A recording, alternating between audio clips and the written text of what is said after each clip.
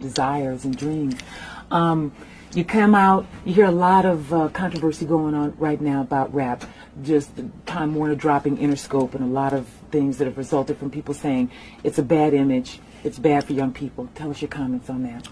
I've said so many comments on this, but basically it's a hypocritical view, because what you're saying is it's okay for us to live in the dirt, in the gutter, in less than human conditions, but it's not okay for us to tell people that we're living in these conditions. Everything was cool, you know. The ghetto was okay. It was habitable until we started talking about exactly what were the repercussions of living this type of lifestyle. What happens when you live in this kind of environment? What type of person it changes you into?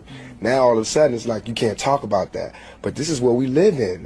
We don't have a choice. You know what I mean? It's either we really kill people, do dope, sell dope, and have murders and do all this crazy stuff, or we talk about the fact that we got so close, man. If it wasn't for this rap thing, we would really have to do A, B, and C.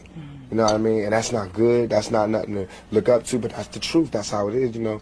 Every human being inside your chest or your stomach or whatever, we all given from God the survival instinct. And everybody has to live. Self-determination. You have to live. You have to be able to live and survive and live like a human being, not like an animal. So whatever it takes to live like that is what happens, whatever it takes. If you put Bob Dole in those conditions, he would do the same thing. So would C. Dolores Tucker. If she wasn't so rich, she didn't have the pearls, and she didn't have the NAACP backing her up, and all these conventions and coalitions backing up, and she was by herself, and she was on welfare, she would love our music, because she would know what this music breeds. She would know where we from, what we talking about.